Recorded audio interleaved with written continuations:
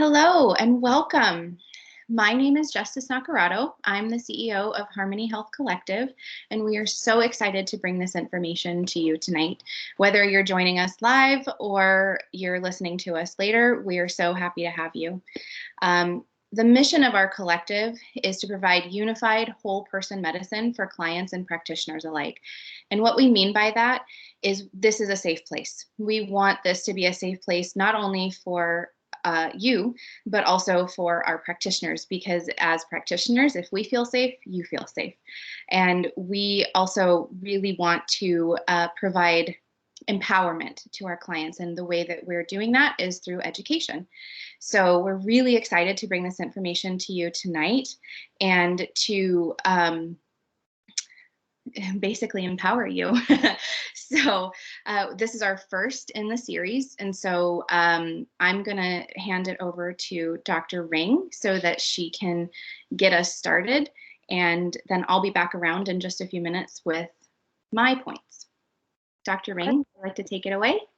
Yeah, thank you for the introduction. And it's such an honor to not only be a part of the collective, but to be a part of this panel tonight. So as a collective, we decided that we wanted to talk about this topic of resiliency. And I feel like this term or this word can be just a little elusive. Like, we understand what the word means, but how do we embody it? How do we cultivate resiliency? So first, I'm going to start off with a definition that the Mayo Clinic has for it. So they state that resiliency is our ability to adapt well and recover quickly after stress, after adversity, trauma, or tragedy. So if you have a resilient disposition, you're better able to maintain poise. You're better able to maintain a healthy level of physical and psychological wellness in the face of challenges. So if we are to peel that apart a bit, if someone is in a resilient state, when they meet a challenge, the stress of that challenge moves them out of balance just a touch, right?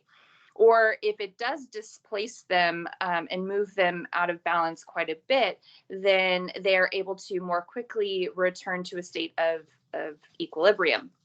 But conversely, if someone is not in a state of resiliency, then when they meet a challenge, it doesn't take much for them to be moved out of balance, or it can more easily move them out of balance, right? So I'm excited to dive into everyone's topics today, or their perspectives on cultivating resiliency. So tonight we're going to talk about how resiliency affects the Justice is saying that there's people in the lobby. Perfect. So how it affects our nervous system. We're also going to touch on the HPA axis in our adrenal health, as well as our immune health in regards to Eastern and Western medicine. And we're going to top it off with a little mental emotional approach and some go-to self-care tips. So I'm going to start us out. And I'm talking about the nervous system. So resiliency, it has a direct impact on our vulnerability to stressors, which is a reflection of our internal regulatory processes. But the great news about that is that we can essentially train ourselves, our bodies, to increase resiliency, or our threshold, if you will, in order to hold more.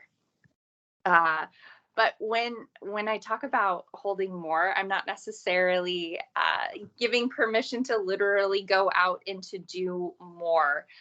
it's more, that would be like a recipe for depleting your reserves even further. But instead, this building resiliency allows you more flexibility as life unfolds. So our resiliency has it greatly depends on our brain's prefrontal cortex, which is the most integrative structure of the brain in supporting. One of the functions of the prefrontal cortex is the regulation of the autonomic nervous system, which is a part of our peripheral nervous system. So the autonomic nervous system consists of the parasympathetic, which most people refer to that or understand it to be our rest and digest. And then we have our sympathetic, otherwise known as our fight or flight.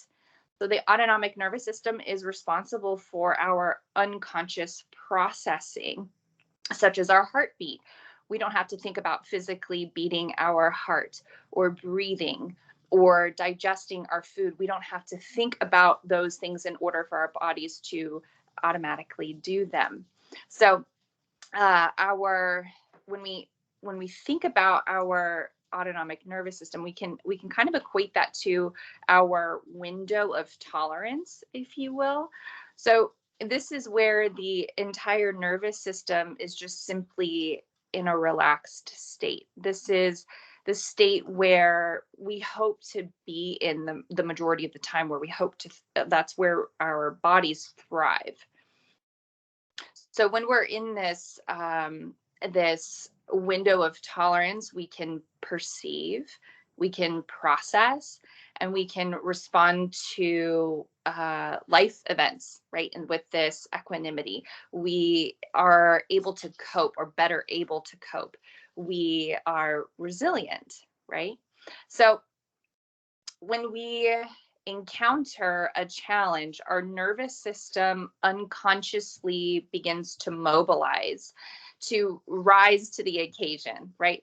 This is our valiant sympathetic nervous system. And another speaker will touch on this in a little bit, but what our sympathetic nervous system does is it increases the production of cortisol, which can trigger many other imbalances down that cascade. So to expand on this fight or flight just a touch, we often think about fight or flight associated with our external environment, right? This is us running away from the lion or the predator. But today that just equates to so many different kinds of stressors that we encounter, anywhere from like our profession to our personal relationships. But this can also be triggered by internal stressors. So this can be, things such as eating foods that we've developed sensitivities to. It could be plastics in our environment, or the buildup of heavy metals in our systems, or the exposure to chemicals such as glyphosate, right? So our outer environment, the jobs, the relationships, those can change our internal environment and processes.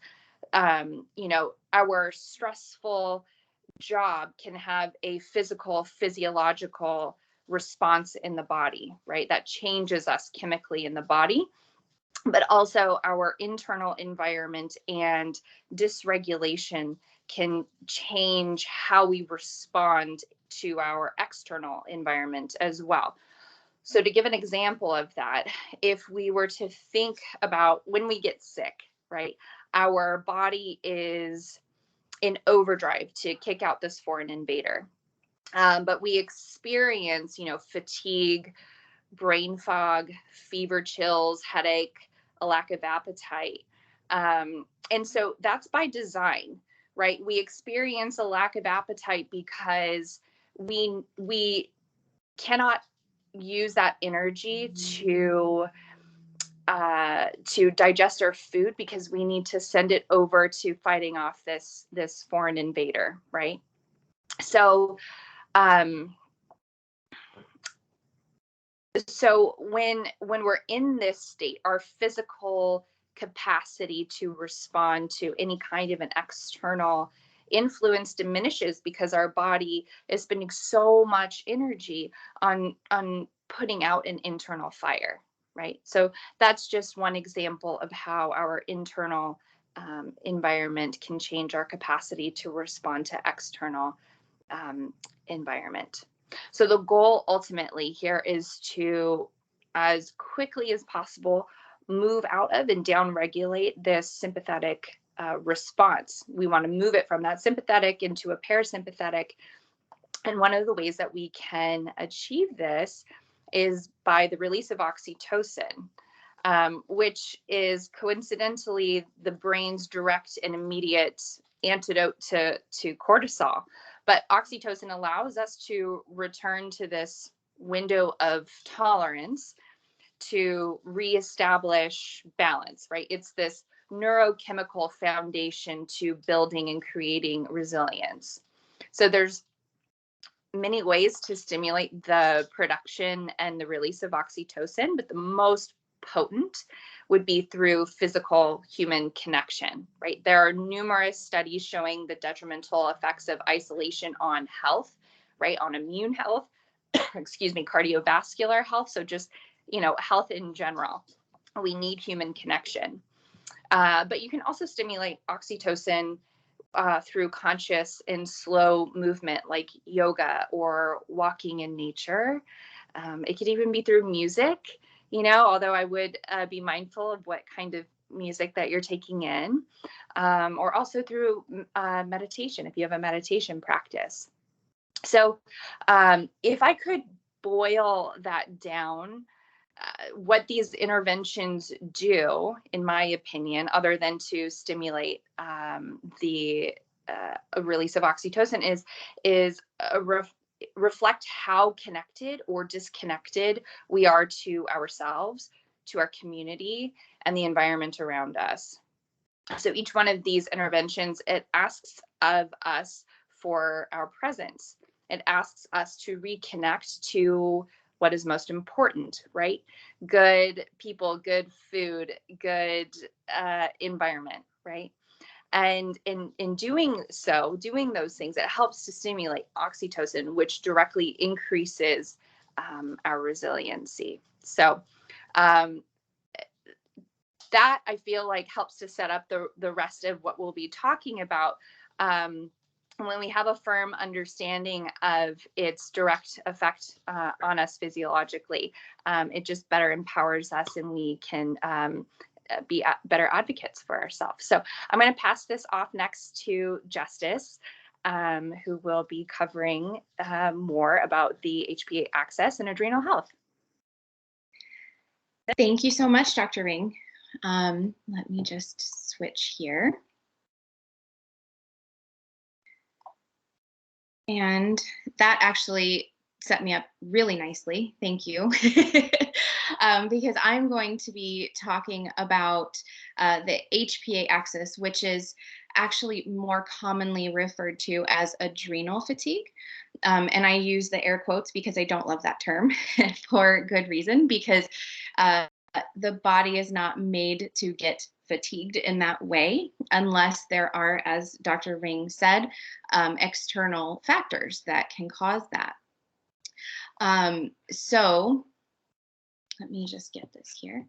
So when I say HPA axis, I'm referring to that fight or flight that Dr. Ring was referring to. And what that stands for is hypothalamic, pituitary, adrenal. So it's a feedback loop from the brain to the pituitary and the adrenals that tells the body we don't have enough adrenaline to run from that bear that's chasing us. So if it thinks there isn't enough, then it's going to kick out more. And there are a lot of reasons for that. As Dr. Ring touched on, there's environmental factors, there's emotional factors, there's all kinds of things. And one of the things that I have learned in my practice is that really those things are traumatic. And we really need to reframe the word trauma. Because when I'm talking to people in my practice about why their fight or flight mechanism has been kicked into overdrive, most of the time, if I say, has something traumatic happened to you? Oh, no, nothing like that has happened.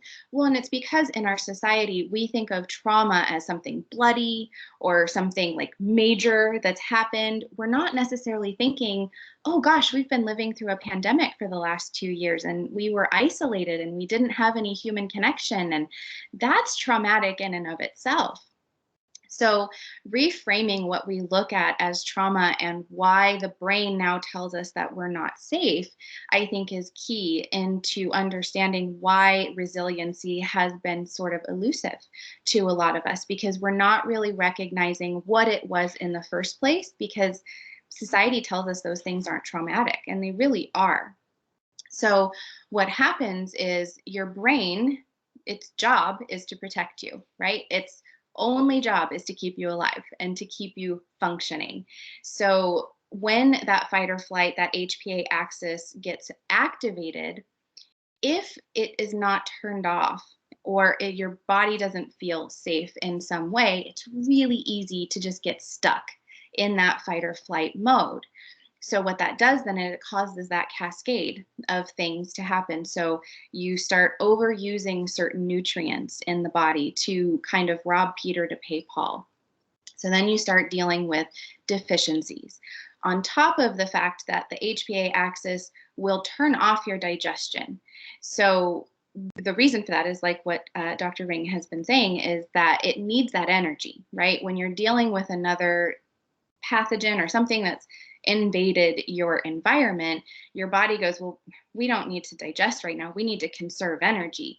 But then what it also does is it redirects that energy to your limbs, to your heart, and to your respiration so that you can run from that bear. But what it doesn't understand is that you're not running from a bear. You're still getting up and going back to that bear every day, whatever that bear for you might be. It might be your job. It might be a stressful home environment. It might be an isolating environment. There's so many different factors to that. So it causes, like I said, that cascade, and then you start to get a new number of other symptoms that are happening just because your body is now in survival mode. So to get yourself out of survival mode can be tricky because your brain now sees everything as a threat. And that can include intervention, right? So if we don't intervene properly, your body will then see that intervention as a threat and you can go backwards even. I've seen it happen many times where if we're not addressing the stress factor, the reason why it's happening, then intervening can actually be dangerous. I mean, if you think about it, you're not going to jump in between two bears fighting, right? Why would you do that? That's going to put yourself in harm's way. So it can be a little bit of a tightrope walk, especially if you're not really understanding the whole physiological thing that's going on in your system. The good news is your body is very resilient as long as it has the tools in order to do its job. So our job is to then provide you those tools. So that can be, like Dr. Ring was saying, many things. So walking in nature, yoga, a quick 10-minute walk is actually one of my favorite tricks to trick your brain. So say you're dealing with something really stressful at work or at home, if you can just remove yourself for 10 minutes and just go for a quick walk around the block, what that does is it tricks your brain into thinking you've left that danger. So we're safe now. So often you'll notice that your heart will slow down, your respiration will start to slow down, maybe you can actually breathe again. Maybe not. Maybe that elephant is still sitting on your chest. And if that's the case, then there's a lot of other ways that you can manage that too. But the trick is the longer that you've been in that fight or flight state, the less, I don't want to say less resilient because it doesn't really take away your resiliency. It just kind of expands it out. And it takes a little bit longer for you to retrain those mechanisms because your brain, back to the brain, will then change the pathways of how you think about things. So we call those neural pathways. So say you're born with this beautiful highway and it's not there's no potholes, there's nothing in it, right? But the more stress and the more environmental factors and the more of these things that are kind of chipping away at that beautiful highway makes it a little bit rockier and a little bit harder to drive over. So our job is then to come in and fill in those potholes and make it a little bit easier, and maybe even build you a little back road so that you can, maybe this highway's a little too stressful for me right now. I'm going to take a back road and just kind of maybe read a book or something. But unless you understand what's happening and can have compassion for your brain and for your body and understand that it's really just doing its job, then it can be that much more stressful. So this is one of the things I love to teach about in my practice for that reason, because not knowing is stressful in and of itself and can be very traumatic as well. So the more that we can reduce the misunderstanding of what's happening, I think that also goes a long way to being resilient. In addition to it causing all of those fun physical symptoms, the longer you're in those states, the more your hormones get affected as well. And those hormones can be anything from your sex hormones like estrogen, progesterone, and testosterone to the adrenal hormones like adrenaline, DHEAS, and cortisol. And those are kind of the ones that are really finicky, right? Like they're all kind of finicky, but those ones are really finicky, where if you're not careful, the cortisol just sticks around, right? And it's kind of the age-old thing, especially for women, unfortunately. But when you have an abundance of cortisol, what that does is it tells your body you're in survival mode. So guess what it's going to do? It's going to hold on to every nutrient and every fat cell that it possibly can, and it puts it right around your butt and right around your gut. So that makes it even that much more difficult to lose weight, which then causes a whole nother feedback loop of you feeling not good about yourself. And then you feel like you're not able to lose weight and what's going on. I'm eating good and all these things. And that's why it's because of that HPA axis dysregulation. And even that term is a little bit touchy because I am of the opinion that your body is so smart and it always has a method to its madness. So it just needs to be given the tools to turn that mechanism back off.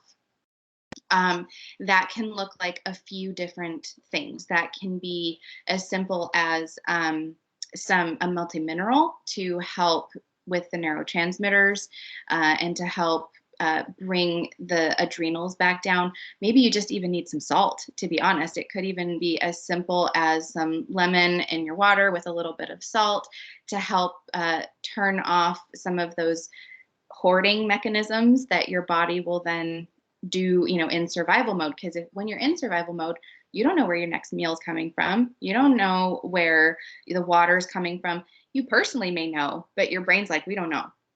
So then it just holds on to all of that. So very targeted interventions, I think, are key here. So I would caution you to, if you're going to try to do this on your own, don't. Try to work with somebody who knows how to intervene for you, because it can be very tricky. Even though they're very simple little things, if you do them in the kind of the wrong order or not quite in the combination that your body needs, it can be a little bit damaging. Coconut water is one of my favorite tricks, though, because almost everybody can tolerate that. And just a little bit at a time can really help regulate that HPA axis, because it's full of minerals and it's full of pretty much all the nutrients that you need in order for your adrenals to be like, okay. It's very high in magnesium too. So if you're noticing anything like constipation, for example, that's something that can happen in this mode. Magnesium is actually one of the best things that you can do, because it also regulates the heart rate, and it also is a neurotransmitter. So pre-neurotransmitter. Your body needs the magnesium in order to make the chemicals in your brain to make you happy.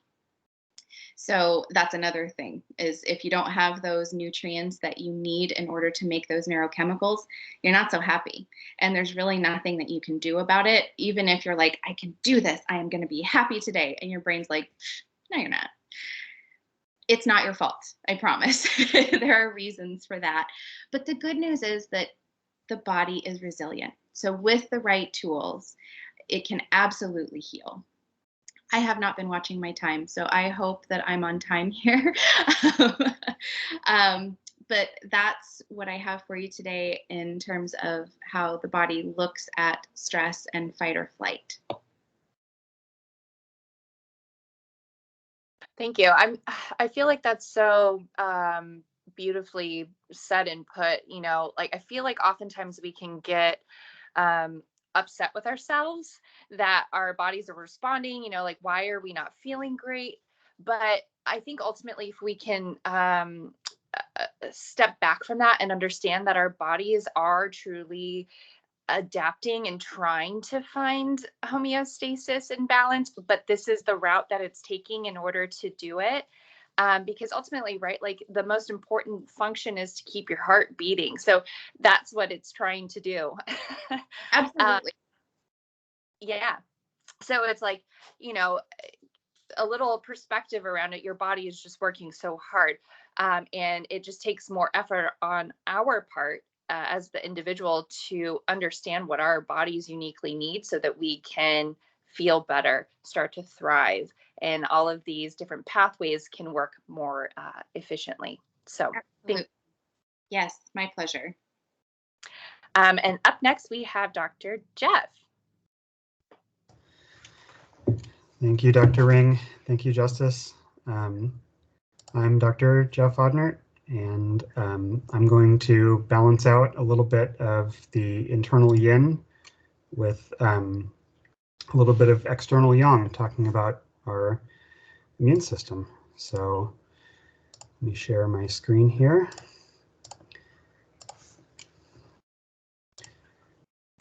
All right. So let me start by painting a picture for you. So several years ago, probably about halfway through my program, I was having dinner with my family in Bakersfield. This is a popular Italian restaurant called Luigi's. And it was a very cold, rainy, as my mom would say, blustery day. And wouldn't you know it, luck of the draw, where do I get seated? Right in the middle of the front door. And being the nice guy that I am, I let everyone get seated first, and I get seated right with my neck facing the back door. And every time that door opened, that cold wind would come blowing in. Every time someone left, that breeze would hit me. And I love to complain. I was sitting there trying to enjoy my meal, muttering to myself and saying, this is how you get sick. And my mom looks over at me and says, "What do you mean you can catch a cold from wind? I thought it was a virus or a bacteria." And at that point in the program, I couldn't really answer that question. So in addition to kind of a miserable meal, I also felt pretty defeated as a student. And so what did I do? I dug in. So to simplify, the origin of disease in Chinese medicine is pretty simple. In ancient times, it was, is it external, is it internal? And Dr. Ring and Justice talked a little bit about internal influences already, so we're going to talk a little bit about the external. So in our modern day, it's gotten a little bit more complicated. How is your diet? Are you exercising too much or not enough? Harsh treatment. I know I have a lot of patients these days that are playing whack-a-mole with their medications. Sometimes the occasional overdose happens, and sometimes our constitution is not what it should be. And that's all barring, things like trauma, things like bug bites. So it's gotten a lot more complicated. But a little bit of a crash course in Chinese medicine. Our most external channels in Zong Fu theory, channel and organ theory, would be your Taiyang layer, which is your small intestine and urinary bladder, which run through that upper back and neck area, right where that wind was hitting in my story. And the most external yin organs would be your lung and spleen. So lung, as we can see, as we learn in Chinese medicine, is the most delicate zone. It's the most close to the exterior. It's what we breathe in, and it also governs our skin and muscle layer. It has a lot to do with our immune system. The Wei Qi that circulates in our skin and muscle layer helps to keep us warm. And it's often the most longest to recover when we do get sick. Digestion often follows with the spleen, by which they probably meant pancreas due to pancreatic enzymes. But that's where we see, a lot of the symptoms in cold and flu: nasal congestion, headache, cough, sneezing, fever, and chills. And then what follows is sometimes diarrhea, nausea, vomiting if the digestion gets affected. So I found this study on Nova Science, which was pretty cool and kind of answers my mom's question. So this was a mice study. Mice have relatively same body temperature as we do as humans. So they modified the rhinovirus to what would affect mice and then monitored what happened as the ambient temperature dropped. And it only took to about 91.4, which is relatively balmy, before the immune system really started to falter. It was demonstrating a robust immune system before then, and then it didn't take much before things started to kind of slow down, congeal, and that's what we learn in Chinese medicine, is that cold congeals, constricts, slows down. That's the energy of cold. Kind of think of a water molecule slowing down before it freezes. So that ties into our our feuding scientists. On our left, we have Dr. Pasteur, Louis Pasteur, and on our right is his colleague, Claude Bernard. And as we probably know, Louis Pasteur propagated germ theory, which led us to that viruses and bacteria are what cause the illness, and that led us to antibiotics, vaccines, and pasteurized milk. And not knocking antibiotics or vaccines at all. There's definitely a time and a place, but in Chinese medicine, it's not that simple. His colleague Claude Bernard talked about terrain theory, which is kind of more that we become ill when our defenses falter, when we're weakened by deficiencies, by toxicities. And that makes sense. We see that a lot lately where, some people get sick, some people don't. You may be on an airplane where someone may be coughing, sneezing around you. Does everyone get sick on that flight? Not necessarily, barring Ebola or something like that. But also we need our microbiome. We're 10 to 1 in bacteria to human cells. And as the story goes, as a lot of these scientific feuds go, on his deathbed, the story goes, Louis Pasteur admitted that Claude Bernard was right. The terrain is everything, he said. The germ is nothing. And so my point here is that what matters is our resilience. So here's a little something that I found that was kind of fun. Here's the, on the left, the classic version of how the Chinese character for wind was drawn. And on the right is the more modern way. And so it only took until about the 1800s for them to realize that something was carried on the wind. In the center of this character here is the character for chong, which is insect, worm, or bug. So they definitely, even way back in the 1800s, kind of realized that something was being carried on the wind. A bug was penetrated into the body and infecting us. And so, again, to summarize, one of our leading scholars in this field says that Chinese medicine holds that an exterior pathogenic factor invades the body when there is a temporary imbalance between the climactic factor and the body's qi at that particular time.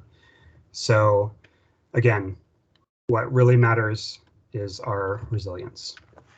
So you might be wondering, why talk about cold and flu? It's not really, the fireworks in medicine. It's not the leading cause of concern next to, heart disease or things like that. But I don't know about you, but these days, sick time is at a premium.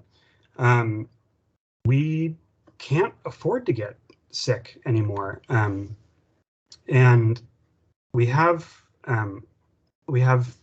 bills to pay. We have kids to take care of. We have pets to feed, and also at the same time, what is the standard of care for cold and flu? Probably if you go to your doctor, if you have a cold, they might advise you to get some fluids, bed rest, maybe some zinc, vitamin C, over-the-counter medication. If it's the flu, maybe some antipyretics, antivirals. Why not go see your acupuncturist? We're really good at external attack. It is one of the things we do really well at, and by all rights, because in ancient times, it was one of the leading causes of death. They didn't have the medical knowledge and luxuries that we did then. So why not come see an acupuncturist who can get you back on your feet a lot faster? We can shorten recovery time, we can reduce symptoms, and I mean, talk about corporate wellness. This is a sales pitch in and of itself. Would you like to have your productivity losses? I would. So what if you do get sick, right? You didn't listen to Dr. Jeff, your resilience tanked. So I wanted to take a quick look at a couple herbal formulas that we might prescribe, and these are only maybe a small handful of what we learn. I know all four of us presenting tonight remember well our formulas classes where it was probably like 3 to 5 weeks of just external attack formulas. So that goes to show you that what we practice is very customized, very tailored, very individual medicine.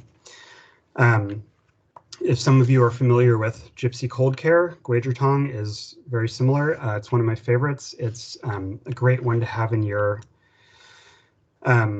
medicine cabinet, and it's really just food therapy. We have cinnamon, we have peony, we have licorice, ginger, and datsao. Datsao is date. So this helps to just rebalance the immune system. As we say, it balances the yin and wei, and you often take this with kanji and bundle up, sweat it out. But awesome studies here. I mean, have the recovery time in just 2 to 3 doses, reduces fever, really an awesome, beautiful formula. Gugentong is another one that just adds a couple herbs. This is a little more tailored to stiff neck. Again, similar to Guizhitong, just with a couple of modifications. So again, what we practice is very tailored Chinese medicine. It's not about the disease, it's about how the disease is affecting you personally. So another one, I think what Chinese medicine does supremely well above anything else is preventative medicine. Again, we're talking about resilience, right? So Yuping Feng San is another one that is a very good preventative formula. It's very simple. Astragalus, Feng Feng, and Baiju really helps to boost the immune system, really helps to boost the IgA, often found in the airways. Strengthens our natural killer cells, our T cells. So this is a great one for teachers, handling kids, or great to take a couple weeks before a flight when you feel comfortable flying again. But quick disclaimer here, we're not prescribing necessarily. I wouldn't want to prescribe anything without a full consult, but just a couple hints, again, the tip of the iceberg of what we can offer. And then acupuncture as well, shown to affect the B cells, T cells, strengthen the immune system. We find it acts on the interleukin system, generates antibodies, improves the NKC and T helper cells count and function. And I think the thing I wanted to mention here about rapid acupuncture is that timing is everything in Chinese medicine. Like I said, prevention is key. So like Dr. Kayla and Justice talked about, if you try and soldier on through an illness, that pathogen that's at the exterior may start to penetrate more interior, and it may become the cold that never left. I think we see that a lot of times, where things kind of get more internal and they just kind of linger on, start to affect other things. And we don't want that. So let's get it out while we can, respond quickly. But wait, there's more. I think allergic rhinitis is another good thing we do very well, treating allergies. And this might be a case more where our immune system is a little overmodulated, not so much deficient, maybe a little more overreactive. So again, that Yuping Feng San formula I talked about, showing really good 83% success rate in allergic rhinitis. Same with autoimmune conditions like fibromyalgia, rheumatoid arthritis, helping to modulate that immune system so it's not overreacting and attacking the good guys instead of the bad guys. With cancer, of course, Western medicine leads the charge, but we're here to support you and back that up. We can help with the immunotherapy, strengthening the immune system again, and also managing the symptoms of radiation and chemotherapy. That's another one of those things we do really well. So to wrap it up, again, don't push through an illness. If you do get sick, if you're feeling down, we are here to support you. We're here to help you regain your resilience. And yeah, I will turn it back now to Dr. Becky. Thank you everyone for attending. Do you mind if I pop in real quickly and ask you a few questions? Yeah, of course. Okay, not to put you on the spot, but you did mention some food therapy stuff, and you were talking about kanji. So for those people who don't have a background that we do, what is kanji? And maybe that's something that we can also include in the follow-up going out, is perhaps a recipe going forward. But yeah, what would you mind explaining what kanji is? Yeah, kanji is rice. It's rice that is cooked way down, often done in an Instant Pot with at least like a probably 2-to-1 ratio. I think, correct me if I'm not wrong. And you can often mix it with herbs or other foods like ginger or astragalus that we mentioned. And it's just a really simple meal when you're on that brat diet. You can't keep much down, you know, bananas, rice, apples, things like that. And that's one of those cases where the it's more the food than the herbs that's helping to push the pathogen out. Did that answer your question? Yeah, thank you.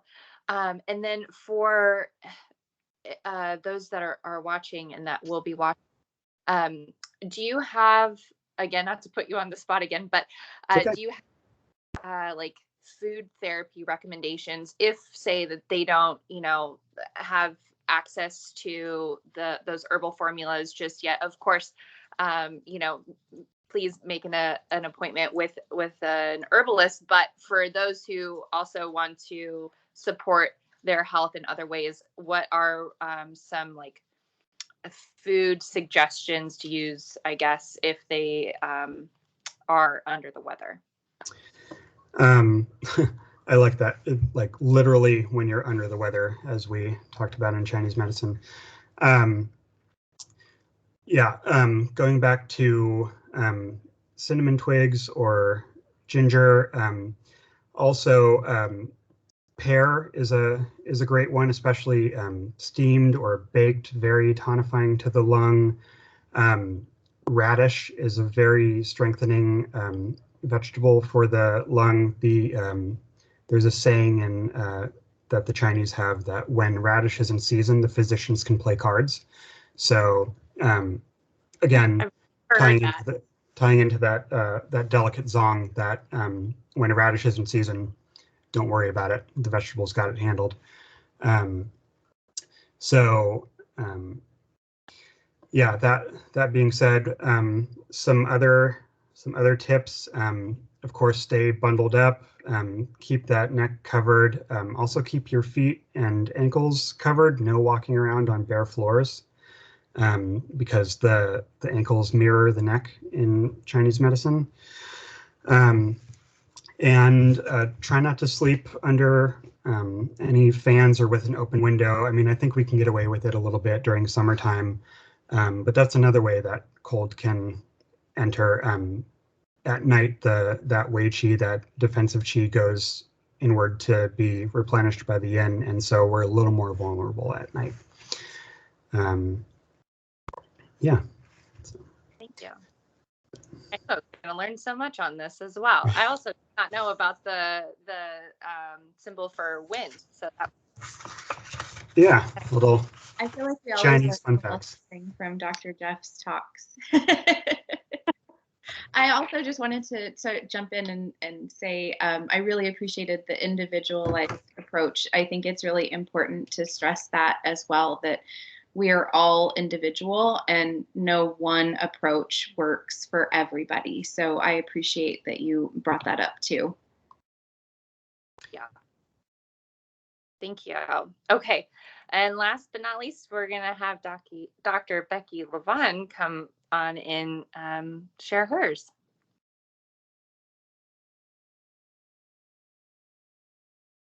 Okay, so I am unmuted and I know there's a way to spotlight me. So I am really glad that we are recording this, because I get to go back and re-listen to all of these gems of wisdom from my work fan, and I'm just like really stoked about it. So I want to address things from a very down-to-earth perspective and think about the psycho-emotional aspects of resiliency. I follow Brene Brown, and she does a whole lot of work on resiliency. And so that's been incorporated into my work over the last many years. So one of the ways that we see resiliency in action is when we encounter change. So if you're anything like me, you like reliability. When people follow through with promises, when parties are on time for appointments, and I'm not big on surprises. I admit I am thrown off when my grocery store changes its layout of everything. But reliability is different from rigidity, and rigidity is the byproduct of not having the resiliency of, when we're resistant to change. And sooner or later, we have to make peace with the fact that change is the only constant. Change makes aspects of our lives reliably unreliable at times, right? Yeah. Consistently inconsistent. Okay. So I'll stop with the wordplay. So the ability to flow gracefully with whatever change comes your way is often referred to as the art of surrender, and that is affected by our resiliency. So I mentioned Brene Brown. She's an author, researcher, and psychologist, and she says that there are 4 requirements for developing resilience. Number 1, developing hope. Number 2, combating societal expectations. 3, refusing to numb negative emotions. And 4, embracing spirituality. And a panel of researchers describe resilience as a biopsychosocial and spiritual phenomenon. Those are big words, right? So boiled down, it means that it involves the whole person. So addressing one's health holistically improves resiliency, which is a strength, You can build it like a muscle by engaging in preventive care that treats your whole person. So self-care in advance of stressful situations gives us the cushion between that moment we encounter stress and the way we choose to respond. Do we react in a way that we're not proud of or that does not serve our highest good in the long run? Or do we take a breath? Do we take a pause? Do we decide from an empowered perspective what, if anything, is to be done? You know, sometimes the most powerful response is silence, is to do nothing, is to wait. So whatever the case may be in the moment, your attention to engaging and building your resiliency will dictate your satisfaction with the outcome of whatever that stressful situation is. So let's take a quick dive into self-care.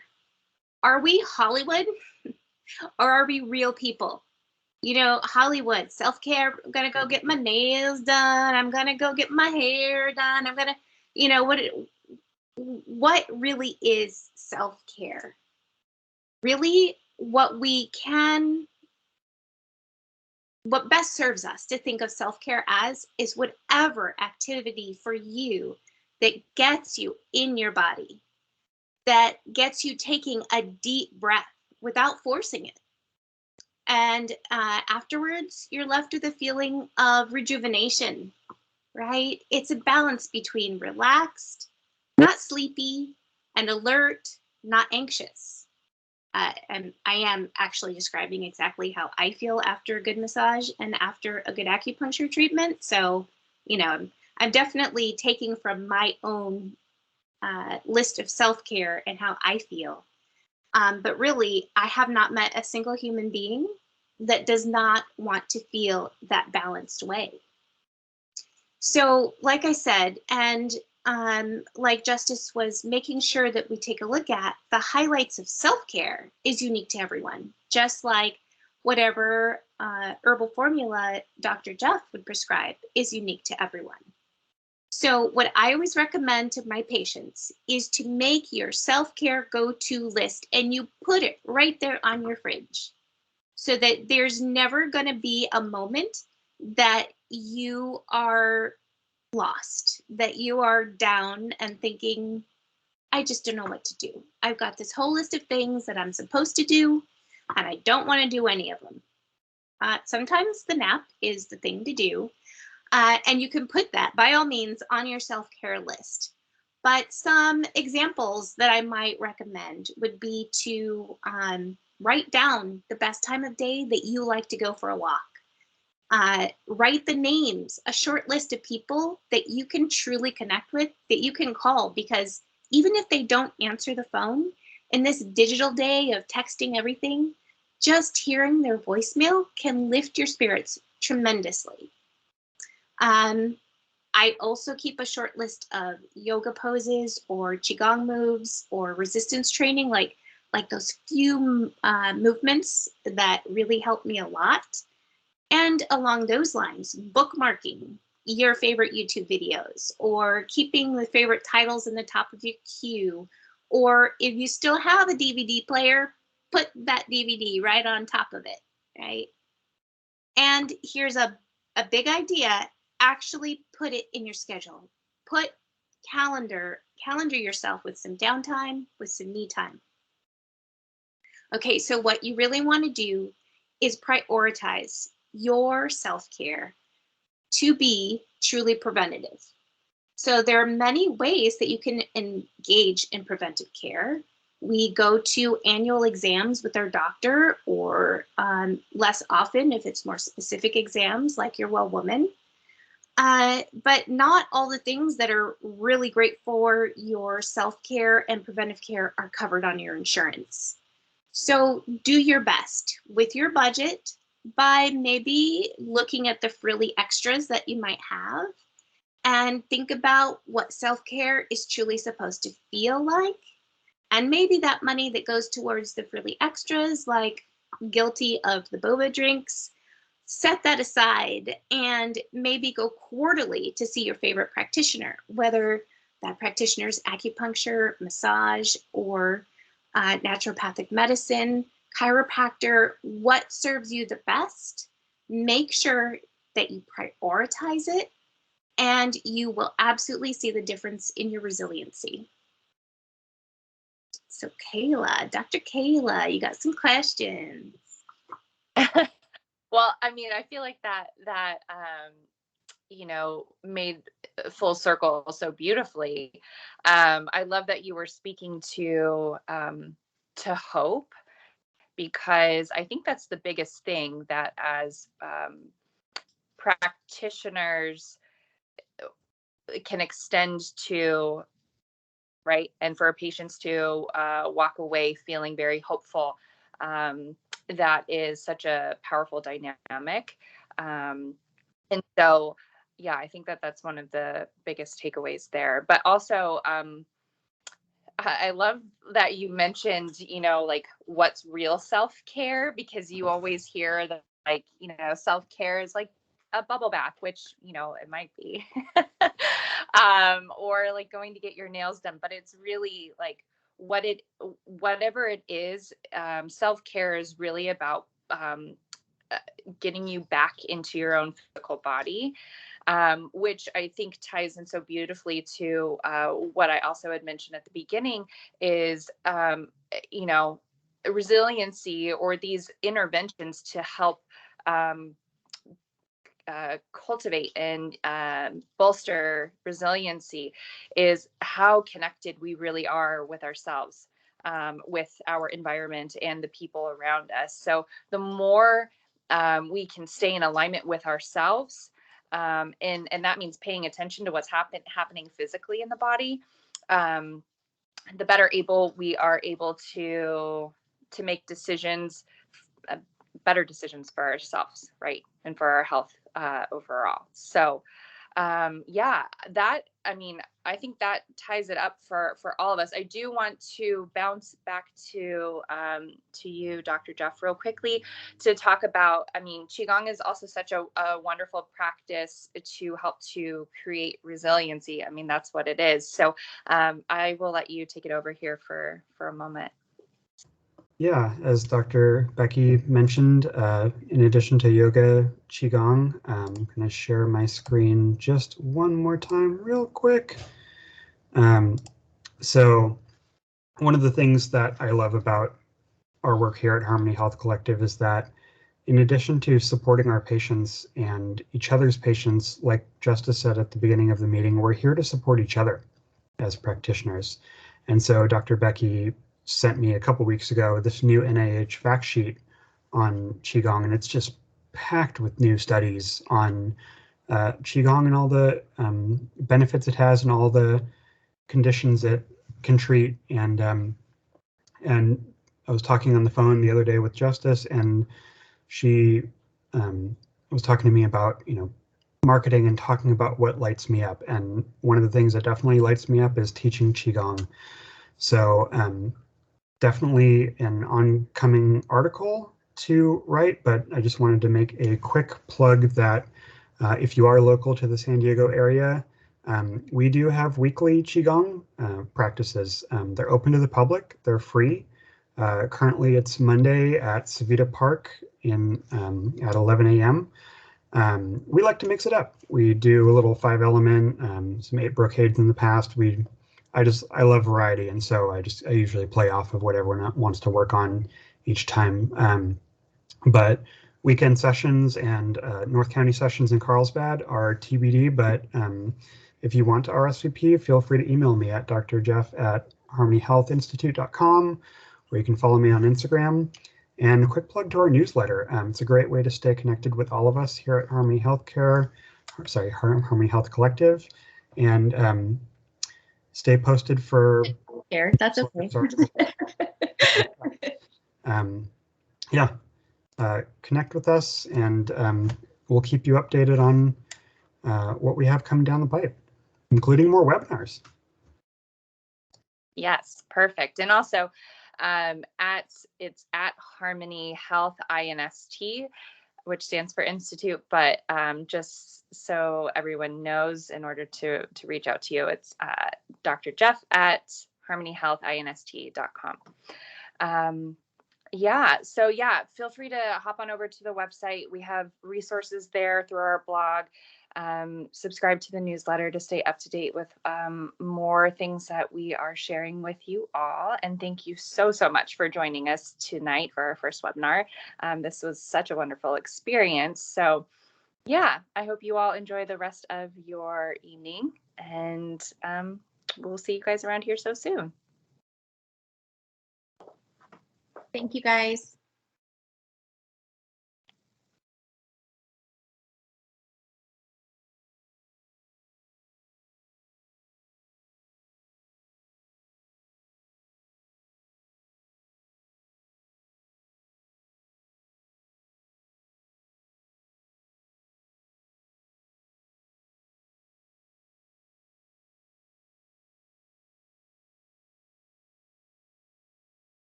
Okay, are we still recording?